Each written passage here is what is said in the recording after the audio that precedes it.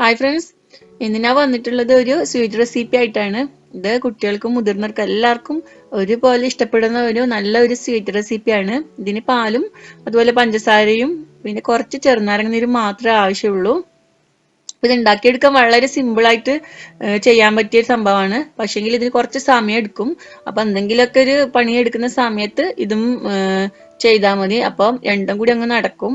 അപ്പം നമുക്ക് ഇതിന്റെ ഇൻഗ്രീഡിയൻസും പിന്നെ എങ്ങനെ ഉണ്ടാക്കലും നോക്കാം. അപ്പൊ ഇതിനുവേണ്ടി ഞാനിവിടെ 1.5 ലിറ്റർ പാൽ എടുത്തിട്ടുണ്ട്.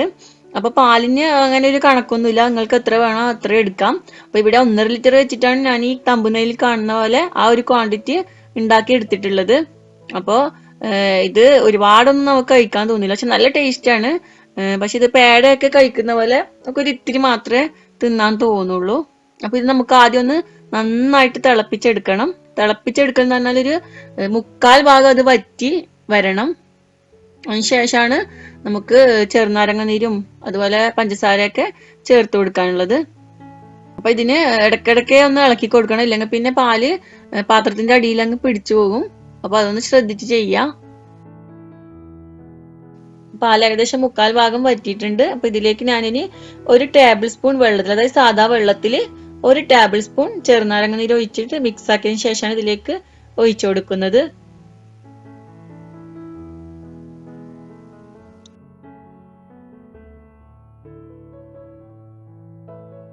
ഇങ്ങനെ ഒഴിച്ചതിന് ശേഷം നന്നായിട്ടൊന്ന് മിക്സ് ആക്കി എടുക്കുക. മിക്സ് ആക്കി ഒരു 2 മിനിറ്റ് കഴിഞ്ഞാൽ നമുക്ക് ഇതുപോലെ ആയി കിട്ടും. ഇനി നമുക്ക് ഇതിലുള്ള വെള്ളം ഒന്നും കൂടി വറ്റിച്ചെടുക്കണം, എന്നിട്ടാണ് പഞ്ചസാര ചേർത്ത് കൊടുക്കല്.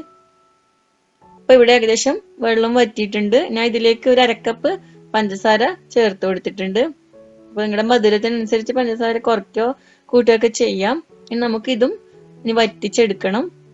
അപ്പൊ കുറച്ച് സമയം എടുക്കും. അപ്പൊ പഞ്ചസാര ചേർത്തതിന് ശേഷം ഒന്ന് തീ കുറച്ച് വെച്ചാൽ മതി, എന്നിട്ടൊന്ന് ഇളക്കി കൊടുത്താൽ മതി.